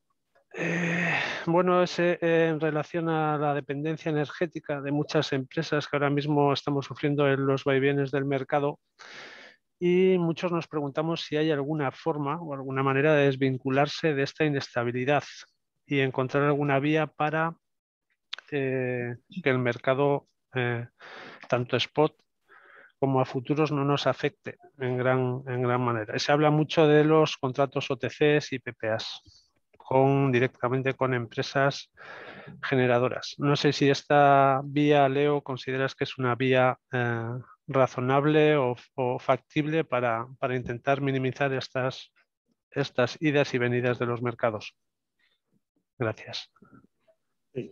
Hola, buenas, Pablo. A ver, ¿es una buena vía? Puede serlo. El problema es que en estos momentos el mercado está muy seco al respecto de ese tipo de productos, ¿vale? Hay que diferenciar un poco entre lo que es, no me quiero meter mucho porque puede extenderme la de Dios en esto, pero hay dos productos de PPA que ahora podrían estar que puede haber en el mercado, ¿vale? Uno es el producto de PPA solar y otro es el producto de PPA en carga base. Ahora el solar está más en boga, pero porque normalmente cuando hay río revuelto hay ganancia de pescadores. Aquí entra un montón de gente a intentar vender algo y hay que tener mucho cuidado porque te puedes encontrar con algún susto muy serio haciendo cosas con alguien que no se debe, ¿vale? Ahora más que nunca. La contratación solar, que ahora parece que, claro, con los precios a 200, por supuesto que encaja poner autoconsumo y encaja hacer un PPA solar, porque te dicen que si 30, que si 40, a no sé cuántos años, a 30 años, a 15 años, a no sé cuántos años. Hay que tener en cuenta que cuando hacemos ese tipo de propuestas, yo miro mucho más el largo que el corto, porque en el corto evidentemente que la mejora puede ser notable, pero que hay que saber cómo puedes estar en el largo. Claro, si hay una tendencia en principio clara a la instalación de tecnología fotovoltaica y se prevé que en los próximos años el rango de precios en horas luminosas pueda reducirse. Entonces, al final, tú puedes proteger en horas luminosas con un precio en el que el mercado probablemente pueda deflactar ahí y la volatilidad va a estar en el resto de las horas donde no hay fotovoltaica. Ahí va a estar el real peligro. Con lo cual, nuestra recomendación es más intentar buscar coberturas en carga base, que sobre toda tu curva de carga, que lo que es fotovoltaica, a no ser que en un caso específico haya industria que solo funcione en horas solares, ¿vale? Con lo cual eso es otra cuestión. Pero el problema que hay, Pablo, ahora es que hay muy pocas opciones de mercado a largo plazo para hacer coberturas PPAs, porque claro, con el pool tal y como está, es muy complicado convencer a un vendedor que te venda a 50 algo que está vendiendo a 200 y pico. Entonces, es una situación que no sabemos cuándo se desbloqueará, seguramente se desbloqueará, pero ahora es un momento complicado para esto. De hecho, en estos momentos, de lo que nosotros controlamos, no hay nadie o casi nadie que te pueda plantear un precio fijo para este año 2022. No hay opciones, ni los grandes tienen precio ahora. Están todo muy, muy trincados en este momento y además también no te voy a negar que influenciado por el hecho de que la propuesta del gobierno al respecto del precio del pool también afecta sobre qué es lo que hay que hacer ahora. Ahora está todo el mundo parado hasta que haya notificación ahí. Vale, muchas gracias. Okay, gracias, muchas gracias. Damos ahora la palabra a José de la Iglesia, que tiene también una pregunta, por favor. Bueno, buenos días. Soy José de la Iglesia. Yo estoy en Alemania y desde Alemania llamo y tengo relación y trabajamos con bastantes países de aquí del este de Europa. No digo aquí Alemania, pero del este de Europa. Concretamente la semana que viene voy a Hungría, Rumanía, Bulgaria, he estado en Polonia la semana pasada, etcétera, etcétera, etcétera. Y yo, escuchándoos, la reflexión primera que se me viene a la cabeza, aparte de agradecer el webinario como tal que organizó Carlos y aparte de volver a manifestar el desastre que esto está suponiendo fundamentalmente para Ucrania y los países vecinos, es que escuchándoos no tengo muy claro si lo que está ocurriendo en Ucrania es causa o excusa de todo esto que estáis hablando. Es decir, no sé si es una anécdota, entre comillas, y que si mañana tuviéramos la inmensa suerte de que se llegara a un alto el fuego o que se parara la guerra, si esa es la palabra, volveríamos, como decía antes José Manuel, no volveremos antes del Brexit, pero en fin, a una mínima normalidad, entre comillas, nueva normalidad, pero normalidad, o si esto, con total independencia de lo que ocurra en Ucrania, esto nos va a llevar, en el caso negativo, al comentario de Carlos, a una década de desórdenes y caos, que es otra palabra que se ha dicho durante la presentación. Y por tanto la pregunta es, suponiendo que se parara esto mañana, que eso ocurriera, si efectivamente volvemos a un mínimo de normalidad o tenemos que prever un desorden general la década completa. Excusa. No, pues... Podéis decir vosotros. Vale, yo si me permites, José, ¿qué reflexión yo hago cuando tengo que enfrentar esa pregunta? Hombre, es evidente que vamos a un mundo de más volatilidad. Esto es importante. Eso, que volatilidad es un concepto, antes intenté un poco en el ejemplo que os comentaba de cómo se ha comportado históricamente la bolsa de Nueva York. Yo creo que el mercado no está valorando estrictamente hasta qué punto supone este cambio. Caos, no. Que vamos a tener una década de enorme volatilidad y con herramientas disponibles para gestionarla, seguro. Con nueva tecnología para gestionar esas incertidumbres, seguro, porque esa tecnología existe ya.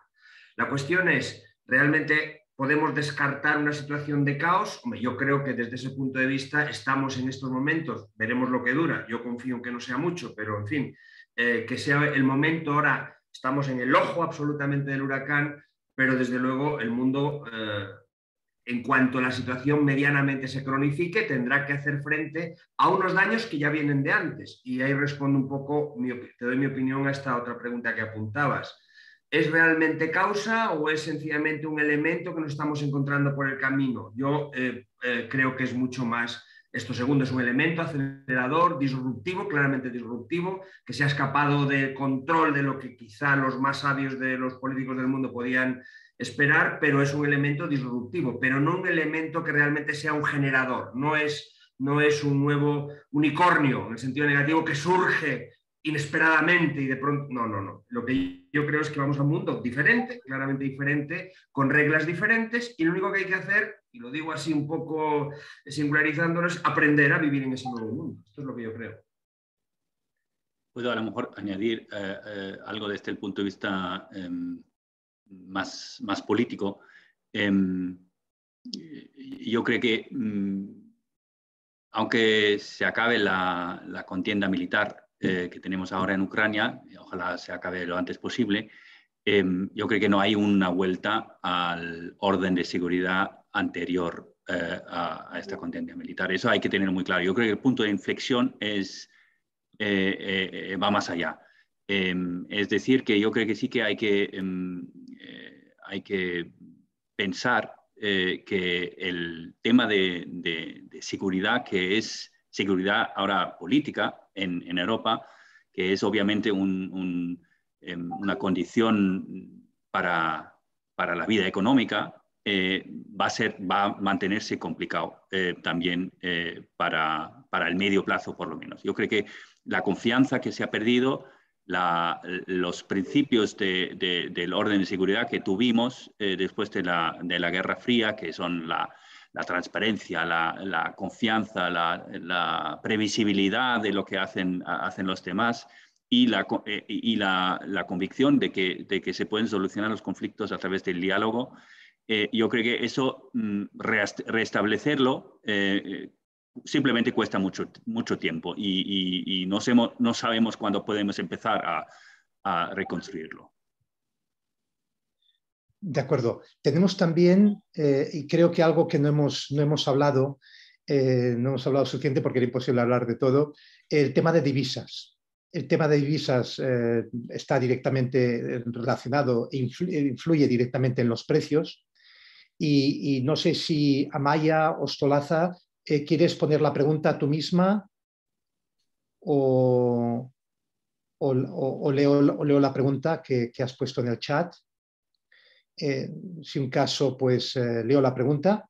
Dice, habéis profundizado mucho en el tema de energía y he echado de menos que comentéis algo sobre la volatilidad de la divisa. Tienes toda la razón, no había tiempo. Teniendo en cuenta el carácter exportador e importador en el tejido industrial vasco, ¿cómo nos podríamos cubrir en este sistema de protección? ¿Qué aconsejáis? Esta pregunta pues, es totalmente tuya, José Manuel. Bueno, gracias, Carlos. A ver, apuntamos antes, si efectivamente no hablamos del mercado de divisas poniendo el foco, pero sí apuntamos un elemento que sí que me parece crítico, que es la ruptura potencialmente de ese patrón del dólar como referencia de los mercados internacionales. La volatilidad de la divisa probablemente en estos momentos está dentro de lo que es el desorden al que nos hemos referido. Quizá es el patio donde menos jaleo hay. No sé si esa expresión, los que no tenéis el castellano como idioma base, entendéis lo que quiere decir. No hay follón, es donde menos lío se está armando. Es verdad que hay momentos, se está produciendo pues, el zloty polaco, se está produciendo, hay economías, hay divisas que están sufriendo de modo particular, pero sin embargo tienes el real brasileño contra todo comportamiento habitual, se está apreciando mucho, el peso mexicano también, pero tenemos al gran anclaje que es el dólar euro bastante controlado. Yo creo que si no se produjese esa situación de control, el caos también sí podría afectar al patio del mercado de divisas. Es decir, estamos en una situación donde contenemos un poco la respiración, los que vivimos en ese mercado, queremos confiar que no se va a producir una crisis de divisas entre el dólar y el euro, que son claramente las que concentran el grueso de las transacciones financieras mundiales. China tampoco tiene particular interés, algunos lo comentabais antes. China, yo no creo que sea un gran ganador de esta crisis tampoco. China tiene enorme interés en mantener el tiempo de antes, y ese tiempo de antes ya hemos dicho que no va a venir, es decir, eso tendrá un efecto también para China. Y yo creo que mientras se mantenga, es decir, si yo tuviera que tener mi canario en la jaula para saber si está ocurriendo algo en los mercados de divisas, mientras el euro dólar esté relativamente tranquilo, y creedme, lo está, no va a pasar nada especial en los mercados de divisas. Claro que tendrán efectos de eco de cola, pero no estamos asistiendo a los mercados de divisas a nada importante. Un dólar hoy contra el euro tendría que estar cotizando con todo lo que hemos visto, no menos en la paridad o por debajo de la paridad. ¿Ya? Y recordar que el dólar empezó el siglo ya cotizó en 0,82, es decir, que tampoco hay que irse al siglo XVIII ni al XIX, es decir, es una cosa relativamente reciente. Entonces, estamos en un momento crítico, el mercado de divisas está aguantando bastante bien, claro que va a tener que evacuar la tensión que tiene en estos momentos, pero yo quiero confiar en que al menos en ese territorio donde los bancos centrales sí tienen un poco mayor capacidad de maniobrar, van a seguir haciendo. Muchas gracias. Entonces, si un caso, lo que podríamos pasar es hacer una última reflexión final por cada uno de los panelistas y entonces cerraríamos el webinar. A lo mejor, Christoph, si puedes empezar. Unmute. Sí, estoy unmute, ya. Simplemente, primero, agradeceros haber organizado este foro. Para mí ha sido impresionantemente instructivo, muy informativo, y eso subraya un punto que ha hecho José Manuel, yo creo que al principio, el de adquirir conocimiento. Y yo creo que este encuentro entre empresarios, los que están cada día al pie del cañón intentando manejar esa situación, con la institucionalidad, con los políticos mucho más encima por mí, es importantísimo para realmente saber qué son las consecuencias exactas y luego facilitar a la política de tomar las decisiones que realmente hacen falta para todos salir lo más airoso que podamos de esta situación que no nos hemos elegido nosotros. Y lo dejo ahí. Habría que decir muchísimas más cosas sobre este tema, pero claro que estamos limitados en el tiempo. Muchas gracias, Christoph. Leo, si quieres intervenir tú. Unmute. El mute, efectivamente.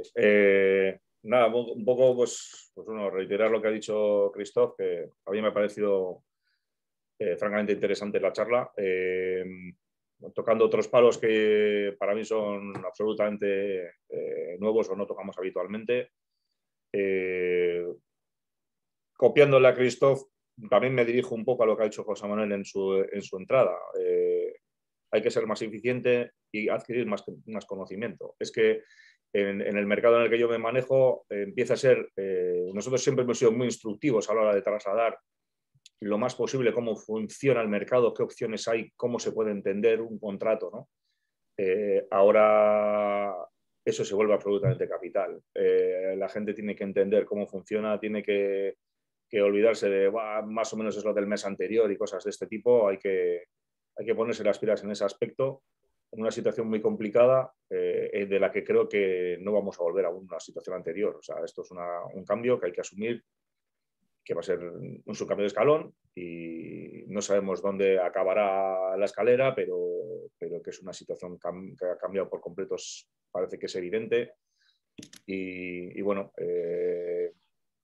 que hay que tener un poco de paciencia a la medida de lo posible, porque comentaba Gorka Azpitarte, no sé de qué empresa es, que la empresa está sufriendo muchísimo y es tal cual. Este año va a ser tremendamente duro, parece evidente. Lo poco que pueda hacer el gobierno al respecto de capar esto, pues vamos, estoy absolutamente convencido, José Manuel, de que eso lo vamos a pagar en el largo plazo. Igual que pasó con algo que has comentado, que bueno, que lo que se define es como déficit tarifario, que es el que nos hemos comido durante este tiempo y que todavía falta. Pero bueno, a grandes problemas, grandes remedios. Yo no sé si habrá que lo pagaremos o no lo pagaremos, pero bueno, creo que van a intentar solucionarlo de alguna manera y bueno, esperemos que no se equivoquen demasiado, porque lo más importante no es que sea acertar, es equivocarse. Así que, bueno, mucha paciencia y bueno, a ver si esto se desacopla de una vez ya y podemos vivir una situación un poco más racional. Pero en cualquier caso la industria tendrá que plantearse seriamente trasladar estos costes ya definitivamente energéticos a su producto, porque si no, no hay salida posible aquí. Yo por mi parte, en esa invitación que nos haces al cierre, yo diría, primero, hay mucho conocimiento en las organizaciones. Yo lo descubro en mi trabajo diario. Lo que pasa es que no se comparte ese conocimiento dentro de las propias organizaciones. Una de las primeras labores que hay que hacer es crear comités donde esa información entre la gente que compra, la gente que vende, el director financiero y la dirección se coordine. Os sorprendería qué pocas veces se hace este tipo de reuniones para analizar situaciones de riesgo. Eso creo que es muy importante. Busquen el conocimiento dentro de las organizaciones y hagan que 1 más 1 sea más que 2. Hagan eso. No hagan la guerra por su parte. Cada uno en su terreno. Porque claro, como no tengo tiempo, pues entonces yo no tengo tiempo de sentarme con el de compras ni con el de ventas. Esto me parece extraordinariamente importante porque es una carencia que en los últimos años veo cada vez más y que intento dentro de mi ámbito de actuación en las compañías con las que trabajo revertir. Esto creo que es un tema importante. Segundo, el mundo ha superado muchas crisis, con lo cual, como digo, el mensaje no es el caos. El caos es la situación que tenemos ahora, pero no puede durar mucho tiempo, se superará. Bueno, pues que con el conocimiento que hay dentro de las organizaciones y con el conocimiento que se pueda comprar fuera, aceleremos el proceso de transición. Pero recordar que siempre la misma gente y las mismas ideas consiguen los mismos resultados. Por lo tanto, hay que cambiar ideas, a veces gente, que no significa que uno tengamos que perder el nuestro, sino incorporar nuevas ideas para intentar obtener nuevos resultados. Ese sería un poco mi mensaje final. Muchas gracias, José Manuel. Y yo también, para concluir, también me gustaría resaltar un par de ideas. Primera, totalmente de acuerdo, José Manuel, un comité, gabinete, como queráis llamarlo, de crisis, como de la misma manera que hubo un comité de crisis durante la pandemia, creo que ahora es muy necesario para las empresas tener un comité de crisis para esta crisis que solo está empezando, lamentablemente. Esto es punto número 1. Punto número 2, animar a todo el mundo a que busquen nuevos mercados, nuevos procesos, nuevos canales. Esto va a ser duro, pero hay que hacerlo porque es lo que uno puede hacer. Y dentro de lo que es el know-how, yo lo que pondría máximo énfasis ahora en lo que es diversificar riesgo. Riesgo como material de compra, diversificación dentro de lo que uno pueda, máximo, y hacer medidas que aumenten la flexibilidad. Esto es muy importante para esta década de incertidumbre, que la empresa pueda ser lo más flexible posible. Entonces, me gustaría de nuevo agradecer a Induin por la organización del webinario. Creo que ha sido muy interesante. Personalmente ha sido interesante para mí también. Entonces, espero que podamos quedar emplazados para otra ocasión y cualquier duda o cualquier pregunta o aclaración que queráis, por favor, a través de Induin o nos podéis contactar. Muchísimas gracias a todos y hasta la próxima. Adiós.